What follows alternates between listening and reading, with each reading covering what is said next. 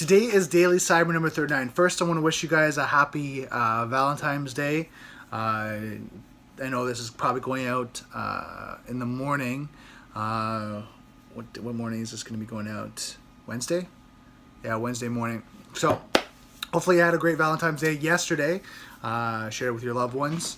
Little funny things that as I was recording this video, one of my friends online on Facebook got compromised. So I stopped the first initial recording because they got hacked on Facebook, and I guess someone was sending out a link. So I had to contact them immediately and just kind of let them know that it just reset their password, and if they had any questions, give me a call. But yeah, I mean, this is what I do. It's kind of interesting. I mean, looking at people, how they're getting compromised on the most simple things. I mean, potentially this is probably maybe an app that they've installed that someone's got access to it now, got access to their Facebook page, and now send out a link to all their contacts on Facebook saying, hey, click on this link. I'm just waiting for my friend to respond back to me. And sure enough, I mean, it's just crazy how people can get compromised so quickly. Yesterday I was watching Ashley Madison on Netflix. I advise, if you're into cybersecurity, you have a Netflix account, go watch the Ashley Madison hack, and it goes through how people put themselves in compromising positions because of psychology and what they want to do, and not happy in their lives, and all of a sudden then they get compromised in a second way, in the sense that the company's not protecting their identity. So sometimes we might not know it, but the actions that we are doing could put us in a compromising position.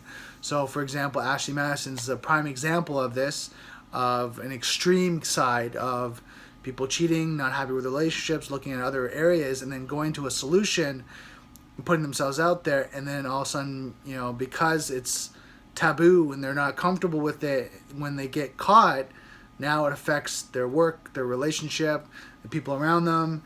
So, and they got compromised. I mean, Ashley Madison, in my opinion, they got compromised two ways. They got compromised because the company knew about this security breach. They had a bounty program, and someone from the Philippines, and you watch Netflix video, actually told them about the compromise, and they didn't want to secure it. So now the users of Ashley Madison, got compromised because of that, and then they got compromised because they put themselves in a vulnerable position, and then when it got publicized, then they got screwed over. So I don't condone whatever. I have no judgment on what people are doing with Ashley Madison, but just kind of shows in the technology and the cybersecurity world that we have to be so careful of the tools we use, the applications, the websites, everything that we use. We have to be so careful and so secure that anything that we do, we're doing it in a mindset of what happens if this site gets compromised. Will it compromise myself, my family, the people around me? How's that going to work out? So really take the time to really think about, as you're using all these social sites and user sites, vendor sites, be it your phone company, internet, telephone, cable, hydro, electricity, you name it. Just be careful that you're having good security practices and that you're testing these companies out to make sure that they can't be socially engineered or they can't be compromised.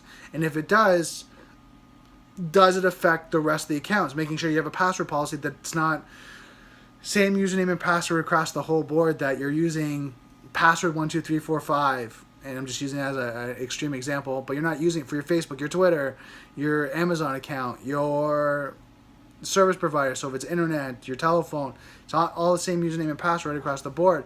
So what happens is if someone gets into one account, they don't get into all of them. Next, social engineering. I want to really kind of talk about this. When it comes to Ashley Madison, you can kind of tell that people were putting themselves out there because of psychology. They weren't happy in the relationship. They were looking for something else. It was an easy solution, a technical solution, that they didn't have to go to bars and all these areas, that they were be able to do it from the comfort of their home using technology. Well, through that technology, people can be socially engineered. You can be profiled. You can kind of go, okay, what's the person's username, password? What are they doing? Where are they? What's happening? And just take like a whole snapshot. I mean, do this on yourself. If you really want to see if you can be profiled, go onto your social sites and see what you're putting out there. Are you putting out your kids, your family, your birthday, your family's birthday, your kid's birthday, like all these things. And can now that profile compromise you in some way? Is your passwords, your usernames, the identity of an anniversary, your kids, your dog, your pet, your grandparents, your whatever, your work, a favorite sports athlete, something that you follow? Is it something along that someone can go through your identity online and create a profile and start looking at how they can compromise you? I want you to do that. That's your homework right now.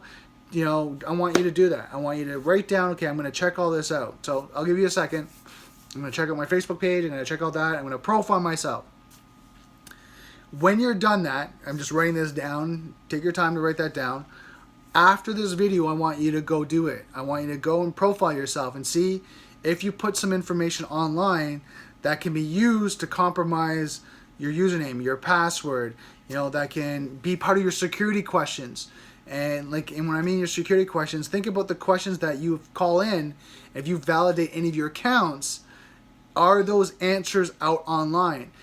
Did you use your pet, the school that you went to when you were in high school? Did you use that as your security questions to validate your account? So if someone, I'm just going to use this as an example, someone calls for me, for example, say my phone service provider, and the top 3 security questions that they ask is maybe they'll ask, where did you go to school? And, all of a sudden on Facebook I have, my junior school, right? And all of a sudden they go, yeah, I think it was this school. It was school X. Okay, yep, check, you got that one. And, what's your favorite sports team? And say my favorite sports team is, for Toronto, say Toronto Raptors.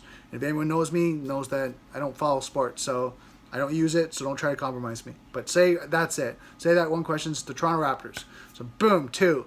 They've answered 2 security questions. Say the third one is, what's, your birthday? Well, maybe I put my birthday online because I go, happy birthday, Brandon.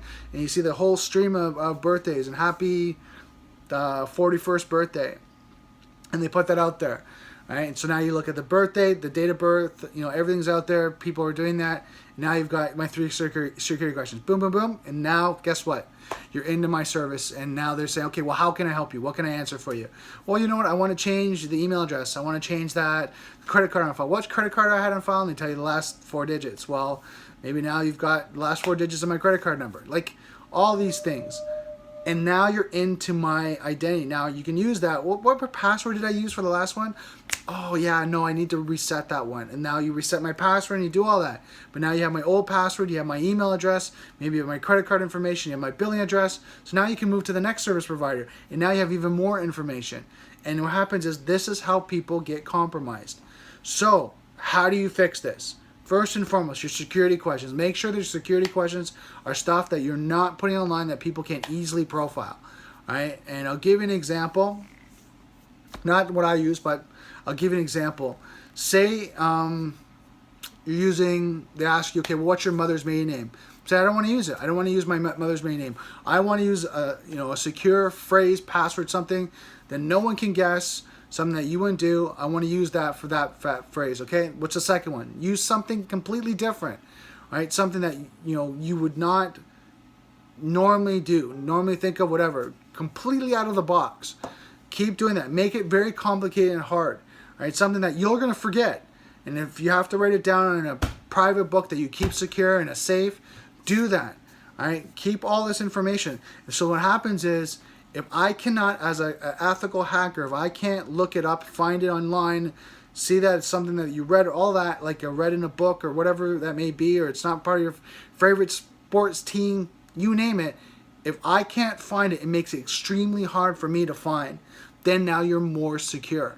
So I go on a little bit of a rant like that, but the point of this, video and this point is that we need to be more secure in what we're doing online.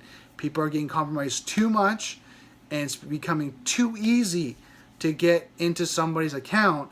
And my job is to help educate you so that you become more secure. So I don't want to make this video longer than 10 minutes. I can see the clock going. So just remember, protect yourself, go through your profile yourself, see how easy it is. in relation to what you put online, to what your security questions and your passwords are, make sure they're not, it's not easy that, oh my God, yeah, I did put my dog's birthday and that's one of my security passwords or security questions.